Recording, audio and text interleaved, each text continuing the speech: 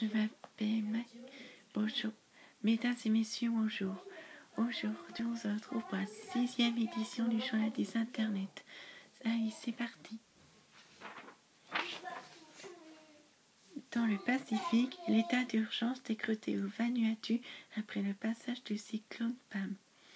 Au Brésil, l'autocar tombe dans un précipice, 42 morts. À Livron-sur-Drôme, le jeune conducteur est gravement blessé. En sondage, Hollande gagne à points, Valls en perd un. En Philippines, 13 personnes soignées après avoir mangé du chien enragé. Dans les sciences, l'éclipse du 20 mars, comment la voir?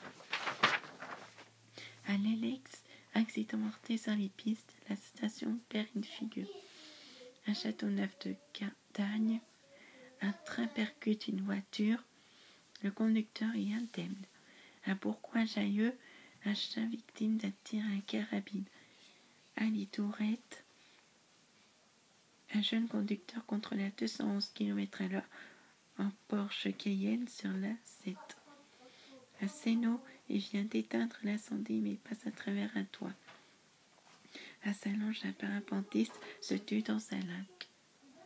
À Saint-Martin-de-Cueillère, 2 véhicules se suivent et se percutent. Dans les Hautes-Alpes, une voiture percute un poteau. Une 50aine de personnes sont privées d'électricité.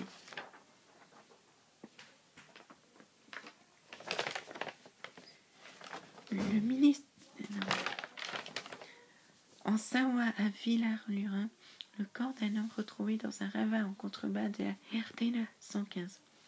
Ce lundi 15 mars, peu avant 9h30, la gendarmerie a été avertie par un témoin de la présence d'un corps dans le ravin situé en contrebas de la RD 115, à la hauteur de Villars-Lurin, entre Moutier et Brive-les-Bains.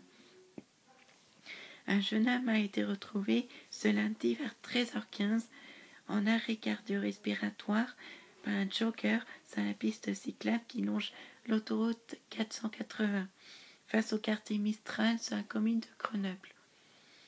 La gauche, qui avait atteint son point le plus haut en 2011, elle dirige aujourd'hui 61 départements. Elle ne semble pas en mesure d'en gagner un seul. Pour la première fois, le Front National peut espérer contrôler un département. Le ministre de l'Intérieur a censuré un premier site considéré comme faisant l'apologie du terrorisme. En fin d'après-midi, les sapeurs-pompiers et la police ont été appelés suite à la découverte d'un corps sur le chemin de Halage sur les berges de la Durance à Avignon. Il s'agirait d'un homme. Les premières constatations sont en train d'être effectuées.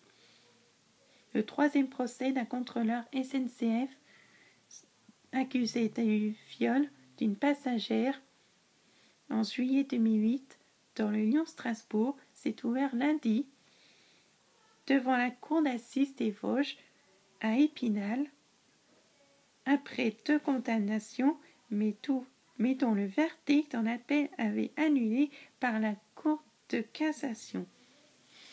Voilà, c'est fini pour aujourd'hui. Au revoir à tous, on se retrouve à la semaine prochaine.